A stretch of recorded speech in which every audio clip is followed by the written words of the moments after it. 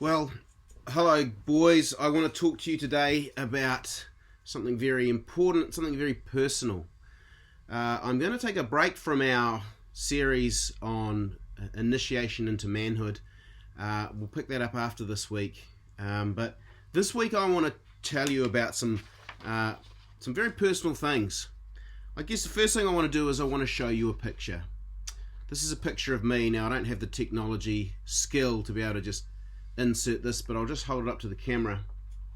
So that, boys, is me when I was born.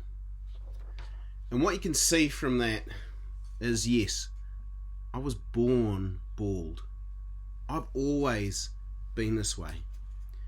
People say to me, why do you shave your head? Why don't you grow your hair out? I was born this way. I've always been bald. Now, being bald has meant I've been excluded from lots of things. There's been times when guys have been like, hey, let's all go get our hair cut. And I'm like, oh. Or they're like, hey, let's all do our hair before we go out tonight. And I'm like, yeah. Or they're like, oh, shall we all go get some hair cream or some wax or some fudge for our hair? I can't join in to any of these things.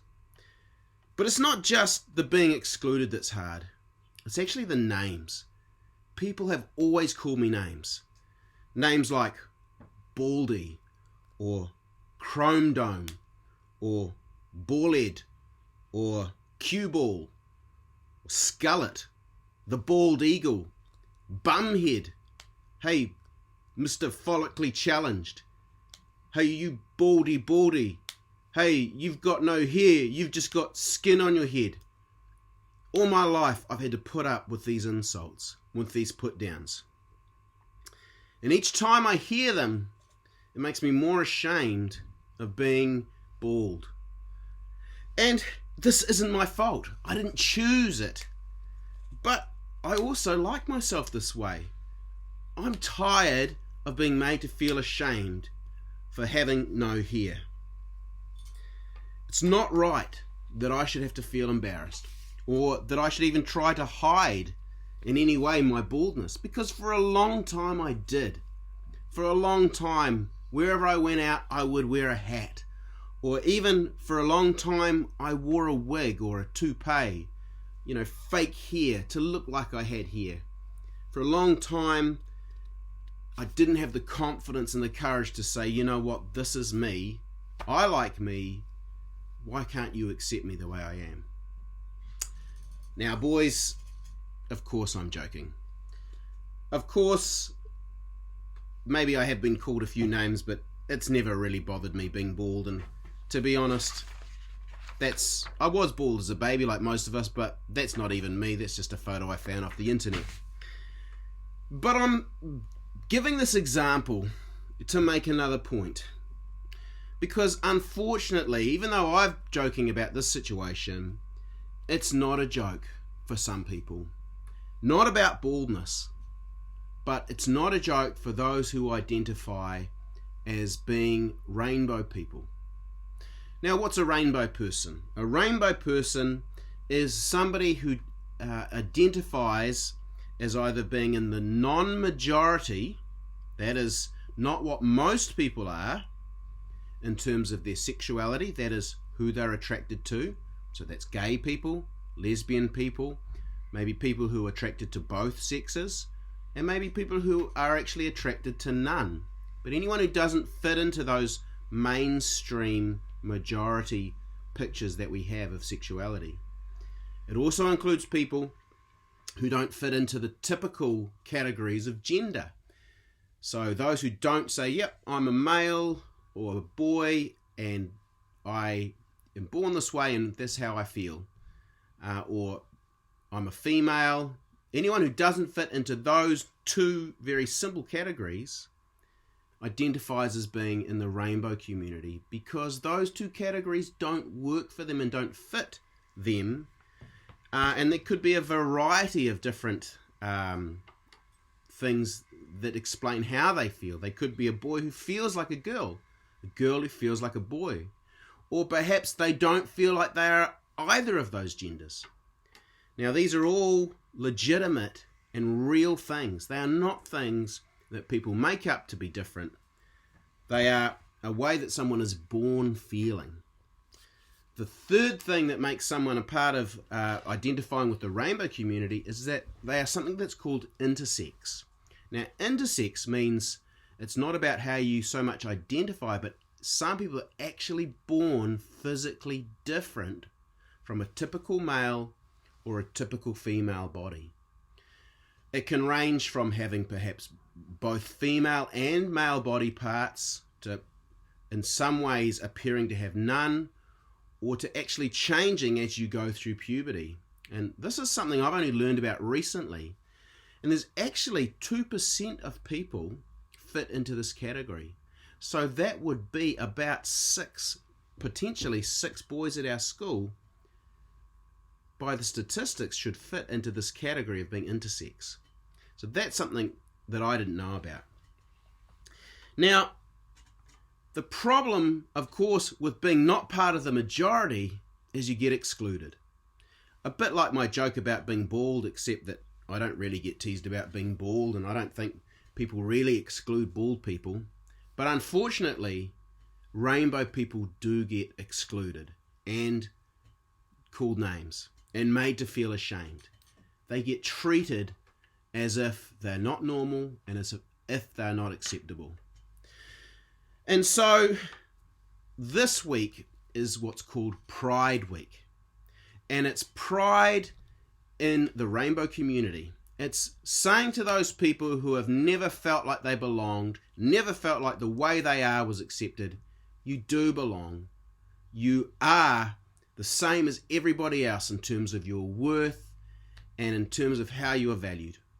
And you're important. And it's our chance to say to people who have never felt included or a part of things, actually, we value. And in this week, we want to talk about rainbow students. We want to talk about and be aware of sexuality and different sexualities from the majority sexuality.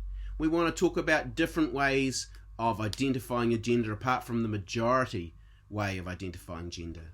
We want to talk about all of these issues and make them visible and make them out there so that people don't have to feel ashamed and shouldn't have to feel like they need to hide it. You know, not everybody fits into the majority, and Pride Week focuses perhaps on rainbow students, but really it's about everyone being accepted. The picture of the rainbow is of every single colour being there and being included. If we didn't have a rainbow and we only accepted, say, blue and red as the main colours, then life, of course, would be very boring. It would lack its colour, wouldn't it? But when we celebrate rainbow students, or when we celebrate this kind of diversity, we celebrate everybody, because no one fits this narrow majority description. I don't. Lots of boys are typically into sport, things like football and rugby and things like that, and they enjoy that kind of thing. But I never did. I've never felt comfortable on the sports field. I've never felt comfortable as a sports person. I've never felt confident at it. It's just not my thing. It may shock you, but if there was an all-black test on tonight and The Notebook, which is sort of a soppy romantic movie, was playing on the other channel, I'd watch The Notebook, and I'd probably bawl my eyes out and really enjoy that, because that's the way I am. I'm not like maybe the majority of guys who think that's not what they'd do. Maybe they think that's weird. In fact, even I've been teased for that. I was once watching a movie and crying so much that the person behind me called me a crybaby. So I know what it's like to be treated badly for not being part of the majority. But all of us must know what that's like to some degree. All of us have some part of us which doesn't fit the majority. You know, maybe we're not good at sports. Maybe we're not good at classwork. Maybe we're not good at music or singing. Maybe we're not good at practical things. Maybe our sense of humour is different to other people's. We all differ in different ways. And Pride Week is actually, while it's focused on rainbow students, it's actually about all of us and saying whatever we are, whatever we feel to be our true selves, that's okay. And so when we support Rainbow Week, Pride Week, and we support rainbow students, we're actually supporting ourselves. We're actually supporting everybody. Imagine a world where everybody was accepted and valued for the way they are. That people weren't told, oh, you're weird, you don't fit in, you can't join in with us because you're too different. Imagine a world where everybody was valued and everyone was visible and had a place and felt like it was okay to be them. Well, that's a world that's possible, but it's up to each of us individually to make that happen. And what it means is to stop excluding others. Stop using derogatory names for people who we think are too different from us to be included. You know the words, you know the phrases. It's even as simple as stopping saying, oh, that's gay or that looks gay. Gay is when a man loves another man or a woman loves another woman. It's not something that's weird or something that's not okay. So, boys, also, it would be nice if you could just, as you pass me throughout the school, just encourage me and say, sir, your head's looking good today, or nice polish on that dome of yours today, sir, or gosh, you've really got a great shave on that today, sir. Those little encouraging words help me to feel proud about being a bald man.